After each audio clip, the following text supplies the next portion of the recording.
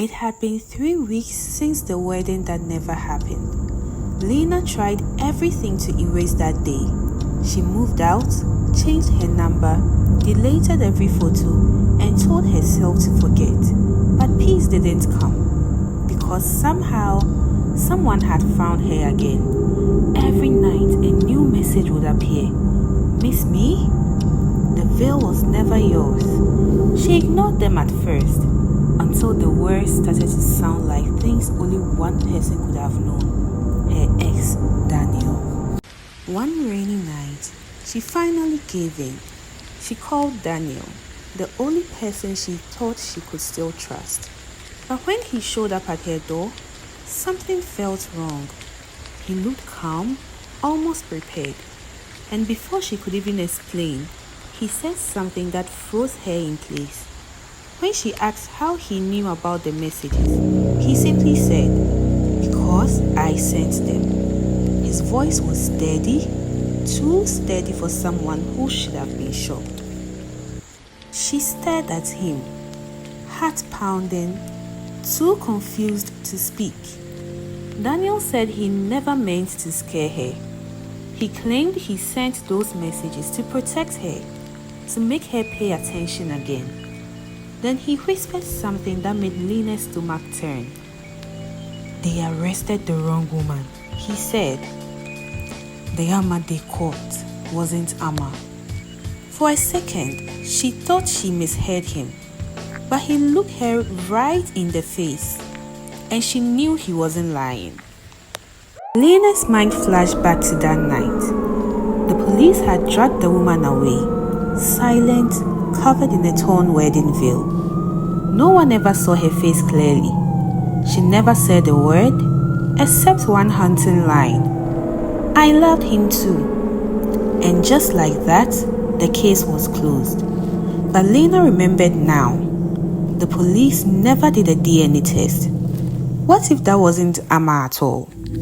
Daniel then reached for his phone. He said there was something he had been too afraid to show her. A voice note had appeared on his phone 2 nights ago, one he swore he never recorded. He played it, and the voice that spoke made Lena's blood run cold. It was Amma, whispering, "You chose wrong, Daniel. Now she will wear the veil." Her voice was soft, but it didn't sound human anymore. Days later, Daniel disappeared. No calls, no trace. Lena couldn't sleep. So one evening, she went to his apartment, hoping to find answers. The place was empty, except for a locked door at the end of the hallway.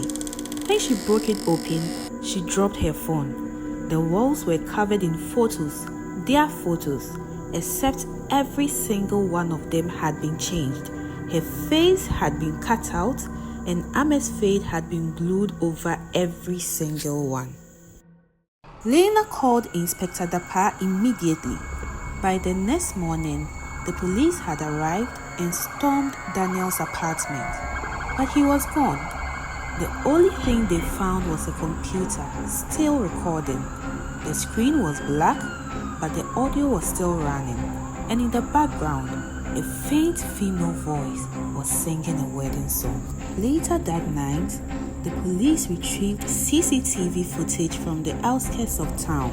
It showed Daniel's car leaving the city around midnight, and in the passenger seat was a woman wearing a wedding gown. Her face was turned away from the camera. As the car turned onto the highway, the veil shifted just enough to show her smile. It wasn't Lena. Hours later, the final frame of the footage was enhanced. In the car's side mirror, the reflection showed her full face. It was Amma, alive, smiling, and as the tape ended, she turned toward the camera and whispered something no one could understand. So maybe Amma never vanished after all. Maybe Daniel was helping her the entire time, and maybe the real bride never left. She just changed places.